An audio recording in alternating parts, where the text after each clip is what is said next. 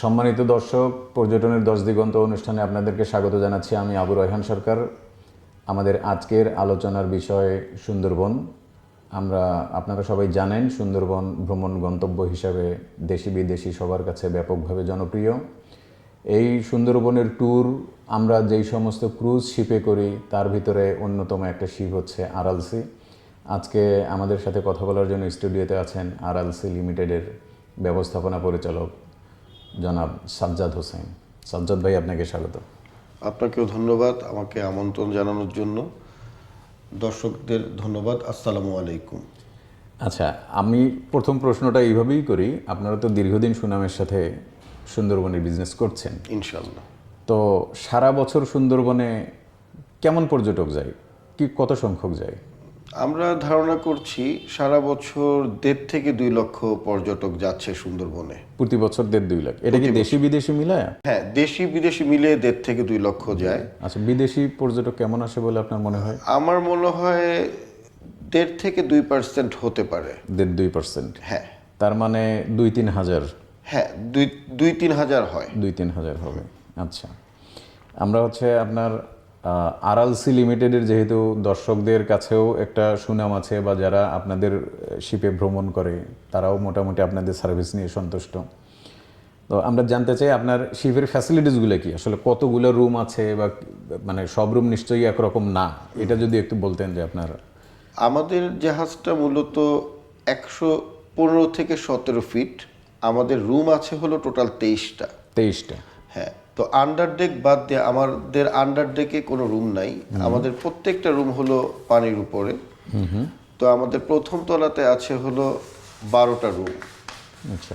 দ্বিতীয় তলায় আছে 9টা রুম, আর একেবারে টপ ফ্লোরে আছে আমাদের 2টা রুম। টোটাল আমাদের রুম আছে হলো 13টা কাপল রুম। আচ্ছা। 8টা ট্রিপল বেডরুম, আর 2টা রুম আছে 4 জন করে যেতে পারবে। আচ্ছা। 4 বেডের রুম আছে 2টা। তো আমাদের প্রথম ফ্লোরে রুম আছে হলো 8টা ট্রিপল, 3টা কাপল, আচ্ছা। আর একটা 4 বেড। ওকে। আর দ্বিতীয় তলায় আছে হলো 8টা কাপল, একটা 4 বেড, আর টপ ফ্লোরে আছে হলো 2টা কাপল বেডরুম। আচ্ছা, তো সর্বমোট রুম কতজন আর কতজন যেতে পারে? আমাদের টোটাল বেড টু বেড আছে 58 জনের ক্যাপাসিটি, 23টা রুম। 23টা রুমে 58 জন একসাথে? আর আমাদের প্রত্যেকটা রুমে এসি উইথ অ্যাটাচ বাথ। আচ্ছা আচ্ছা। আপনাদের শিপে এতজন মানুষ যায়, সবার খাওয়া দাওয়া এটা ম্যানেজ করতে কোনো অসুবিধা হয় না? যেমন আপনার, আমি যতদূর জানি যে সব একবারে বাজার করে নিয়ে যেতে হয়। তো 3 দিনের বাজার এরকম আপনারা কিভাবে ম্যানেজ করেন একসাথে? ইনশাল্লাহ আমরা করি কি, প্রত্যেক দিনের বাজার আমরা বের হই, মনে করেন আজকে সকালে বের হয়েছি, তো এর আগের দিনই আমাদের টোটাল বাজারটা রাতের মধ্যে আমাদের জাহাজে উঠে যায়। তো আমরা সন্ধ্যা বা রাতের মধ্যে জাহাজের টোটাল বাজারটা উঠানোর কারণ হচ্ছে আমরা খুব দেখে দেখে আমরা খুচরা বাজার থেকে সংগ্রহ করি মাছ, মাংস। মানে খুচরা বাজার থেকে সংগ্রহ কি ফ্রেশ? একেবারে ফ্রেশ। হ্যাঁ, এটা খুচরা বাজার থেকে সংগ্রহ করার কারণ কি, আমি যখন হোলসেল মার্কেটে যাব, পাইকারি কিনতে যাব, তারা আমাকে কোনো যাচাই বাছাই করার সুযোগ দিবে না। আর আমি খুচরা বাজার থেকে গেলে আমি একবারে আমার ইচ্ছা অনুযায়ী মানসম্মত সুস্বাদু আর কি তাজা জিনিস আমি দেখে দেখে নিতে পারি। আমি একটা মাছ নিব, আমার পছন্দ হলো না, আমি এটা চেঞ্জ করতে পারবো, কিন্তু পাইকারি বাজারে এটা আমাকে করবে না। হোলসেল বাজারে আমাকে ওদের ইচ্ছা অনুযায়ী দিবে। আর ইনশাল্লাহ আমাদের 3 দিন 2 রাতের জন্য যে খাবারটা যায়, প্রত্যেকটা খাবার অত্যন্ত এটা হলো ফ্রেশ থাকে। কোনো আমরা বাসি জিনিস আমরা নেই না। আপনার খাবারটা সংরক্ষণ করেন কিভাবে? 3 দিন যেহেতু অনেক বড় সময় আসলে। আমাদের ফ্রিজ আছে, আমাদের প্রায় 2-3টা ফ্রিজ আছে। ওই 3টা ফ্রিজের মধ্যে আমরা মানসম্মতভাবে খুবই এয়ারটাইট ভাবে, দেখা যায় যে প্লাস্টিক, যেটা প্লাস্টিক দিয়ে কভার করতে হয় ওইটা প্লাস্টিক দিয়ে কভার করে নিই। বিকজ এক একটা খাবারের খাদ্য গুণ বা খাদ্যের ধরন তো এক এক ধরনের। এখন মাছ মাংসের সাথে তো আর আমি সবজি রাখতে পারি না, ফলের সাথে তো আমি মাছ রাখতে পারি না, এটা আলাদা আলাদা চেম্বারে সব আমি আলাদা আলাদা চেম্বারে খুব সুন্দরভাবে এটা রাখা হয় আর কি, প্যাকেট করে। আচ্ছা, তো এটা হয় না, অনেক সময় ট্যুর থেকে ঘুরে আসলেন কিন্তু হয়তো কিছু বাজার বেঁচে গেল, আপনারা কি পরবর্তী ট্যুরে এই এই এই বাসি না গুলোই না না তাহলে কি আমাদের করেন? প্রত্যেকটা ট্যুর, আজকে যে ট্রিপটা আমি কমপ্লিট করব 3 দিন 2 রাতের, ওই ট্রিপের পরে আমার যদি বেঁচে যায় ওইটা আমি আর নেক্সট ট্যুরে আমি নিয়ে আসি না। আচ্ছা, তো কি করেন সে এটা খাবার? আমি দেখা যায় যে আমাদের যারা স্টাফ আছে আচ্ছা কখনো তাদের দিয়ে দিই, আবার কখনো আশেপাশের যারা দুস্থ গরিব মানুষ থাকে আচ্ছা আচ্ছা তাদের মাঝে আমি বিলিয়ে দিই, বিকজ তাদেরও তো আমাদের প্রতি একটা অধিকার আছে যারা গরিব মানুষ। কর্পোরেট সোশ্যাল হ্যাঁ, এটা রেসপন্সিবিলিটি। সিএসআর এর আন্ডারে তো পড়ে। এখন ওগুলো আমরা তখন দেখা যায় যে আমরা গরিব দুস্থদের মাঝে বেশি দিয়ে দিই, কারণ স্টাফরা যেই পরিমাণ আল্লাহর রহমতে আমাদের এদিকে খাবার উপভোগ করে, অনেক দুস্থ মানুষ এটা পারে না। তখন আমরা ওই দুস্থ মানুষের মাঝে এটা চেষ্টা করি বিলিয়ে দেওয়ার জন্য। আচ্ছা, বেঁচে যাওয়া খাবারগুলো বেঁচে যাওয়া খাবারগুলো। আচ্ছা, আর আপনার বললেন কত, 56 জন না 58 জন? 58 জন। তো 58 জন মানুষ 3 দিন একটা শিপে যায়, এখানে তো অনেক সময় কিছু স্বাস্থ্যগত ঝুঁকি থাকতে পারে বা ফার্স্ট এইড দরকার হতে পারে, এরকম কোনো কিছু আছে আপনাদের? যে হঠাৎ একজন হয়তো অসুস্থ হলো, তখন মানে যদি হয় আর কি, না মানে তাও তখন আপনারা কি এখন এমার্জেন্সি মেডিসিন সাপোর্ট আমাদের একটা থাকে। আমরা ফার্স্ট এইড যেগুলো হলো খুব এমার্জেন্সি, যেমন পেট ব্যথা, এটা হঠাৎ হতে পারে, মাথা ব্যথা হতে পারে, বাট কিছু জটিল রোগ আছে যেগুলো আমরা আমাদের যারা ভ্রমণ প্রিয় অতিথিরা আসে তাদের বলে দিই, আপনাদের প্রেসক্রাইব করা, ডক্টরের প্রেসক্রাইব করা মেডিসিনগুলো আপনারা ক্যারি করবেন, আর আমরা এমার্জেন্সি সাপোর্ট দেব। আমাদের ফার্স্ট এইডের সাপোর্ট আছে, আমাদের অক্সিজেনের বিষয় আছে, যাদের একটু নিঃশ্বাসে প্রবলেম হয়, ব্রেথ প্রবলেম হয়, তখন আমরা অক্সিজেনটাও সাপোর্ট দিই। মানে এই সাপোর্টটা আছে শিপে? আছে, পাশাপাশি আমাদের নেবুলাইজার মেশিনও আছে। কি সব সময়ই থাকে? সব সময় থাকে। আচ্ছা, ও তাহলে তো বেশ ভালো, তার মানে নিরাপত্তা। হ্যাঁ, আল্লাহর রহমতে স্বাস্থ্যের দিক দিয়ে আমাদের সুন্দরবনের ভ্রমণ কি যে আমরা বিভিন্ন অথরিটির মাধ্যমে আমরা নজরদারিতে থাকি। যেমন আমাদের টোয়াব আছে, আমাদের সব সময় খেয়াল রাখে যে আমরা আমাদের অতিথি সেবা আমরা কতটা নিশ্চিত করছি। টোয়াস আছে, পাশাপাশি বন বিভাগ আমাদের খুব, ফরেস্টের এরা আমাদের সব সময় দেখভাল করে যে আমরা নিরাপত্তার দিক দিয়ে কতটা সচেতন আছি। ইভেন আমাদের টিমের ভিতরেও আমরা নিরাপত্তাটা আমরা এনশিওর করি, আমাদের আলাদা টিম আছে আচ্ছা, যারা এগুলো সব সময় মানে খাদ্য নিরাপত্তা বা নিরাপত্তার ব্যাপারে যেহেতু আনলেনি, তো আমি একটু যেটা জানতে চাই যে সুন্দরবন ভ্রমণে এরকম কি আছে নাকি যে দস্যু, জলদস্যু, বনদস্যু, এরকম কোনো ঝুঁকি আছে?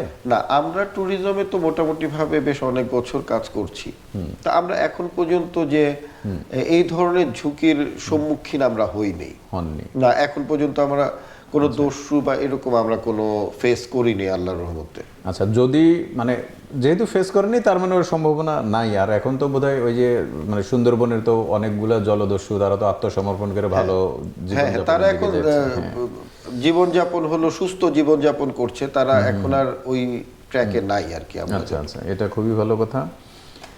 আর হচ্ছে আপনার কাছে সবচেয়ে গুরুত্বপূর্ণ প্রশ্ন সম্ভবত, মানে আমার কাছে গুরুত্বপূর্ণ, সেটা হচ্ছে যে সুন্দরবন ভ্রমণে অনেক সময় দেখা যায় যারা গাইড থাকেন বা যারা ফরেস্ট গার্ড আপনাদের সাথে থাকে, তারা না ওই একটা কাদামাটির ভিতরে বা জঙ্গলের ভিতরে একটা পায়ের ছাপ দেখে বা বালির ভিতরে পায়ের ছাপ দেখে যে এটা বাঘের পায়ের ছাপ। তো এই সাপ মানে এই সাপের ব্যাপারটা কি? কারণ অনেক পর্যটক বিশ্বাস করে না, কেউ কেউ ওটা বিশ্বাস করে চুপচাপ হয়ে যায়, ভয় পায়। তো এটা কি আসলে ভয় দেখানোর উদ্দেশ্য ওরকম কোনো কিছু, নাকি ওটা আসলেই বাঘের পায়ের ছাপ? না, আসলে এখন ট্যুরিজমে যেটা হচ্ছে, এখন মানুষ কিন্তু সচেতন, ওইটা কোনটা মানুষের পায়ের ছাপ, কোনটা পশু পাখি, কোনটা আর কি বড় কোনো বাঘ বা এগুলোর ছাপ, এটা বোঝা যায়। তো এটা হাত দিয়ে বানানোর কোনো সুযোগ নেই, যেটা দেখছে এটা সঠিকটাই দেখছে। কারণ সুন্দরবনে গ্র্যাজুয়ালি বাঘের সংখ্যা বাড়ছে। যেমন গত বছরের চেয়ে এই বছর কিন্তু বাঘের সংখ্যা বেড়েছে। তো অনেক স্পট আছে, যেমন আমি যদি আমার কথাই বলি যে আমি বাঘের দেখা পেয়েছি, নিজের চোখে দেখছি। হ্যাঁ, আমরা নিজের চোখে দেখেছি। আমাদের পরিবারের প্রায় 20-22 জন একসাথে আমরা গিয়েছি সুন্দরবনে 2022-এর ফেব্রুয়ারি মাসে। তখন আমার বাঘ দেখার সৌভাগ্য হয়েছে, আবার এটা দুর্ভাগ্য হতে পারতো যদি আমার সামনাসামনি এটা পড়তো।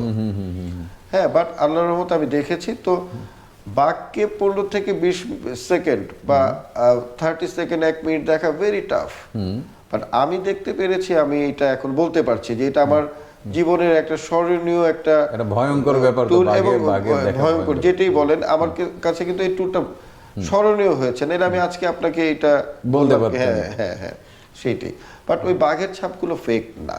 ফেক না, কিন্তু বলে যে এই যে 2 ঘন্টা আগে গেছে বা একটু আগে গেছে, এটা সত্যি কথা। হ্যাঁ। এটা সত্যি কথা এই কারণে যে আমরা যখন গাইড বা গার্ড নিয়ে যাই, তো গার্ড যারা যায় তারা মূলত হলো ফরেস্টের থেকেই যায়, প্রত্যেকটা ট্রিপে যায়, তাদের উইথ ফায়ার আর্মস থাকে, তারা আর কি অস্ত্র নিয়েই থাকে, আর আমাদের গাইডও থাকে, তারা খুবই অভিজ্ঞ। তো ইভেন সুন্দরবনে যারা নৌকা চালায় বা ওদিকের অধিবাসী যারা, তারাও বুঝে কখন বাঘ আসলো কখন গেল, সাপ দেখেই তারা বুঝতে পারে। এক ছাপ, আর সেকেন্ড হলো স্মেল। আচ্ছা, বাঘ যে এলাকাতে আসে ওই এলাকার আশেপাশে একটা ব্যাড স্মেল হয়ে যায়, বিকজ ও যখন শিকার করে তখন তো ব্লাডটা ওর গায়ে লাগে, ওই ওই যেটা শিকার করলো ওইটা রক্তটা ওর গায়ে লাগা থাকে, তখন ও তো আর গোসল করে নেই, তখন ব্যাড স্মেল থাকে। তো ফরেস্টে যারা থাকে বা গাইড যারা থাকে তারা বলতে পারে যে এই যে একটু আগে গেল। যেমন সুন্দরবনের একটা জায়গা আছে যেটা হলো শেখেরটেক কালাবগি, হ্যাঁ, শেখেরটেক আর কালাবগি, ও দুই জায়গা। হ্যাঁ, তো ওদিকে একটা টেম্পল আছে, যে টেম্পলটা এটা বলা হয় যে এটা 2 থেকে 400 বছরের পুরাতন, এটা বলা হয়। তো ওই জায়গায় নাকি প্রতিদিন বাঘ কোনো না কোনো সময় আসে, আচ্ছা, এটা বলা হয়। এটা সত্য মিথ্যাটা এটা আমরা বলতে পারবো না, বাট এটা বলা হয়, লোকজন বলে। হ্যাঁ, যেমন আমরা লাস্ট একটা ট্রিপ করেছিলাম সম্ভবত 2023-এ, তো আমরা যাওয়ার সময় আমরা কোনো বাঘের পায়ের ছাপ পাইনি। একটা ফুড ট্রেল ছিল, ওই ফুড ট্রেল দিয়ে আমি কোনো বাঘের ছাপ পাইনি, পায়ের ছাপ। যখন আমরা ফেরত আসলাম তখন আমরা একটা বাঘের পায়ের ছাপ বেশ অনেকগুলো পেয়েছি ওই ফুড ট্রেইলের উপরে। এটা স্পট কোথায়, কোন স্পটের কথা বলছেন? এইটা হলো শেখেরটেক। শেখেরটেক, ওকে। হ্যাঁ, তো তখন হলো কি ফুড ট্রেলটা মনে করেন 6 ফিট, তো দুই পাশেই হলো মাটির আর কি রাস্তা, জমি মনে করেন, এটা হলো মাটির আর কি গাছগাছালি। তো জাস্ট বুঝা গেল যে সে একটা পাড়ের থেকে আরেকটা পাড়ে গেল। ফুড ট্রেলটা হলো 6 ফিটের, তো ওদিকে দেখলাম আমরা পায়ের ছাপ, মানে ওইটা ক্রস করে গেল, ক্রস করে গেল, রাইট। তার উপরে যেই ছাপগুলো আপনি পুরাতন দেখবেন ওইটার মধ্যে দেখবেন একটু হালকা ধুলাবালু পড়তেছে, বাতাসের মাধ্যমে আসতেছে, এটা হয়। আর যেটা মাত্রই গেল জীবন্ত, ওইটা আপনি বুঝবেন। তো তখন আমাদের যে গাইড ছিল, গার্ড বললো যে দেখেন একটু সতর্ক হন, বাঘ সম্ভবত আশেপাশে আছে। আচ্ছা, তো এই আর কি। তো সুন্দরবন আসলে অপরূপ সুন্দর আর কি। আমরা যে যারা যাই নেই, প্রকৃতি কেমন জানি আপনাকে টানবে, আপনাকে কাছাকাছি নিয়ে আসবে আর কি। আমি গেলাম তো অনেক বছর, অনেকবার, বারবার যেতে ইচ্ছা সুন্দরবন করে। তো অবশ্যই বন হিসেবে মানে শ্বাসমূলের জন্য বলেন, বা সুন্দরবন তো আসলে আমাদের রামসার সাইড, সেটাও ঠিক আছে, কিন্তু সুন্দরবনের মতো মানে বন দেখার সবচেয়ে ঝুঁকিপূর্ণ বিষয় বোধহয় একটু বাঘের মুখোমুখি হওয়া বা কাছাকাছি যাওয়া, এরকম একটা ব্যাপার। আচ্ছা, এখন সুন্দরবনের ভিতরে দেখা যায় অনেক হরিণ আছে, নানা ধরনের পশু পাখি আছে। তো সুন্দরবন ভ্রমণে যারা যায় এদের ভিতর তো অনেকেই আছে বেশি হই হই রই রই করে, কেউ আছে চুপচাপ এরকম দেখে। তো যারা সুন্দরবন ভ্রমণে যায় এরকম কিছু নির্দেশিকা তো নিশ্চয়ই আপনাদের শিপে আছে যে কি করা যাবে কি করা যাবে না। তো কি করা যাবে কি করা যাবে না এটা বললে একটু ভালো হয় না, যে আমাদের হয়তো দর্শকরা জানতে পারতো যে রিজার্ভ ফরেস্টে ঘুরতে গেলে কি কি নিয়ম মানা উচিত বা এরকম আপনার। হ্যাঁ, আচ্ছা। তো আমরা করি কি যে আমরা প্রত্যেকটা ট্যুরের আগে, ইভেন আপনারা আমাদের RRC ক্রুজ পেজে গেলেই দেখবেন যে আমরা একটা নির্দেশনা, যে নির্দেশনা হলো বন বিভাগ থেকে আসা, তো আমরা ওইটা আমাদের পেজের মধ্যে অলরেডি আমরা দিয়েছি। এরপরেও আমরা প্রতিটা ট্রিপ আমরা স্টার্ট করি মনে করেন আজকে সকাল থেকে, তৃতীয় দিন আমরা বিকেলে শেষ করলাম। তো আমাদের প্রত্যেকটা গেস্টকে আমরা প্রথম দিনই আমাদের প্ল্যানগুলো বলে দিই যে কি করবেন কি করবেন না, আজকে কোথায় যাব কালকে কোথায় যাব আমরা বলে দিই। মানে প্রতিদিনের প্ল্যান প্রতিদিনই আমরা বলে দিই। আচ্ছা, আর তখন আমরা গেস্টকে বলি, যেমন আমরা সুন্দরবনে যখন আমরা নামবো, ল্যান্ডে নামবো, ওইটা কিন্তু শব্দ দূষণ করা যাবে না ওদিকে, আপনি খুব জোরে কথা বলতে পারবেন না, ওদিকে আপনি গান বাজনা করতে পারবেন না, ওদিকে মাইকে আপনি কোনো জোরে সোরে অ্যানাউন্সমেন্ট করতে পারবেন না। কারণ ভিতরে যারা জীবজন্তু আছে তারা কিন্তু এই শব্দের সাথে তারা পরিচিত না। তো তারা যখন এই শব্দটা পায় তারা ভয় পায়।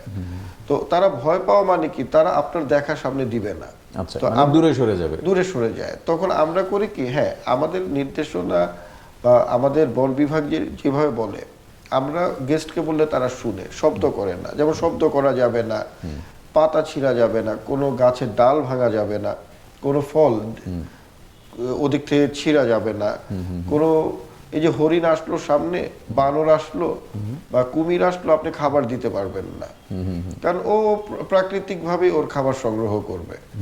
হ্যাঁ, তো এগুলো করা যাবে না। আচ্ছা, আর ভিতরে আপনি ড্রোন উড়াতে পারবেন না, এরকম অনেক ধরনের, এটা বোধহয় অনুমতিও নাই, নিরাপত্তা ঝুঁকি থাকে আর কি। তারপরে সরকার যদি চায় যে এই এমার্জেন্সি কেসে কোনো বিভিন্ন ডকুমেন্টারি বা বিভিন্ন ইস্যুতে তারা পারমিশন দিবে, এটা তারা সরকার অনুমতি নিয়ে উড়াতে হয়। আচ্ছা, আপনার কাছে শেষ প্রশ্ন, আপনার শিপে তো মোটামুটি বেশ বড় শিপ, অনেক পর্যটক একসাথে যায়। এখন সুন্দরবনে তো একটা মানে ক্যানেল ক্রুজ বা একটা হাঁটার বোধহয় জায়গা আছে, যে কটকা থেকে একটা জামতলা সমুদ্র সৈকত, এখানে হেঁটে যেতে, মানে আমি যেটা দেখেছি আর কি, যে মানুষ আসা যাওয়ার সময় একটু পানি খায়।